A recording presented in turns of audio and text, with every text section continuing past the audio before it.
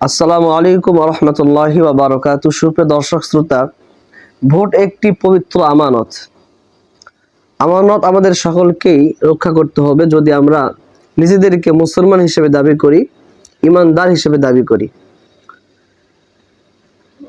আসুন, যদি আপনি আমানতকে খেয়ানত করেন, অর্থাৎ কোনো অযোগ্য ব্যক্তিকে আপনি আপনার আমানত ভোট দেন, যার দ্বারা সমাজে অত্যাচার জুলুম চালু হবে, সমাজের ন্যায় বিচার উঠে যাবে, ন্যায় বিচার প্রতিষ্ঠা হবে না, তাহলে সেক্ষেত্রে আপনার কি পরিণত হবে? প্রিয় দর্শক, সরাসরি আলোচনা করব মিশকাত শরীফ থেকে। আসুন, আমরা হাদিস থেকে জানি যে আমি যদি আমার আমানতকে খেয়ানত করি, আমি কোন দলের অন্তর্ভুক্ত হব এবং আমার শাস্তিটা কি হবে।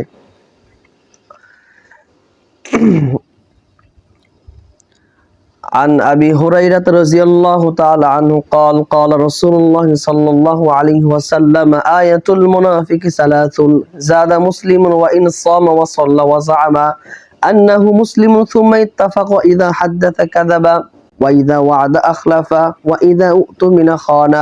وعن عبد الله بن عمرو رضي الله تعالى عنه قال قال رسول الله صلى الله عليه وسلم أربع من كنا فيه كان منافقا خالصا ومن كانت فيه خصلة منهن كانت فيه خصلة من النفاق حتى يدعها إذا اؤتمن خان وإذا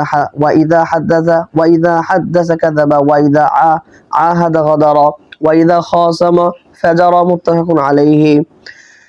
প্রিয় দর্শক, মুসলিম শরীফ 17 নম্বর পৃষ্ঠা 55 নম্বর হাদিস এবং 56 নম্বর হাদিস আমি আপনাদেরকে ইবারত সহ পাঠ করে শোনালাম।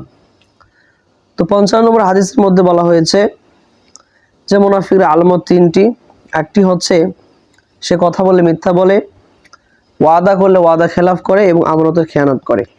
এরপরে 56 নম্বর হাদিসের মধ্যে বলা হচ্ছে যে হযরত আব্দুল্লাহ ইবনে আমর রাদিয়াল্লাহু তাআলা আনহু থেকে হাদিসটি বর্ণিত। রাসূল সাল্লাল্লাহু আলাইহি ওয়াসাল্লাম বলেছেন, আরবাউন মান কুন্না ফিহি কানা মুনাফিকুন খালিসান।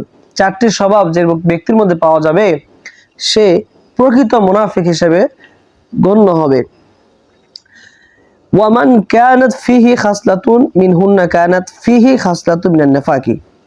এবং যে ব্যক্তি তার মধ্যে এই চার স্বভাবের মধ্যে থেকে একটি স্বভাব পাওয়া যাবে, তার মধ্যে মুনাফিকের একটি স্বভাব পাওয়া গেল।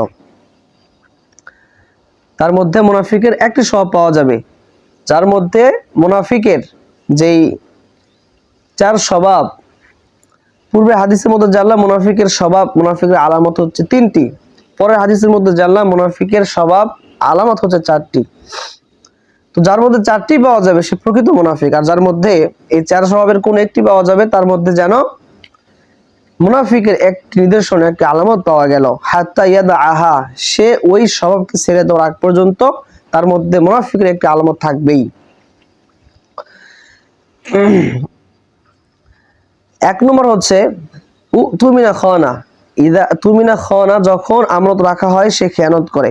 ওয়াইদা হাদ্দাসা কাযাবা, যখন কথা বলে মিথ্যা বলে। ওয়াইদা আহাদা গদার, যখন সে ওয়াদা করে ওয়াদার খেলাফ কাজ করে, ওয়াদা ভঙ্গ করে। ওয়াইদা খাসামা ফাজার, আর যখন সে ঝগড়া করে, কারোর সাথে দ্বন্দ্বে লিপ্ত হয়, তখন সে কটাক্ত ভাষায় বিভিন্নভাবে গালিগালাজ করতে থাকে। মুত্তাফাকুন আলাইহি। হাদিসটি বুখারী ও মুসলিম উভয় কিতাবের হাদিস। প্রিয় দর্শক, একটি বিষয় লক্ষণীয়, সেটি হচ্ছে ইদা তুমিনা খানা, যখন তার নিকটে আমানত রাখা হয় সে আমানতের খেয়ানত করে। এটা হচ্ছে মুনাফিকের একটি আলামত। সুতরাং ভোট একটি পবিত্র আমানত, রাষ্ট্র আমাদের আমানত, আমাদের রাষ্ট্র আমাদেরকে রক্ষা করতে হবে, আমাদের ভোট আমাদেরকে রক্ষা করতে হবে। তো আপনি যদি ভোটকে রক্ষা না করি, একজন জালেমকে দেই, পরেজগার ব্যক্তিকে না দেই, তাহলে আমাদের আমানতের খেয়ানত হবে, আমরা মুনাফিকের কাতারে শামিল হয়ে যাব। তো আল্লাহ তাআলা আমাদেরকে আমাদের আমানতকে রক্ষা করার তৌফিক দান করেন, পরহেজগার ব্যক্তিকে ভোট দেওয়ার তৌফিক দান করেন। আসসালামু আলাইকুম ওয়া রাহমাতুল্লাহি ওয়া বারাকাতুহু।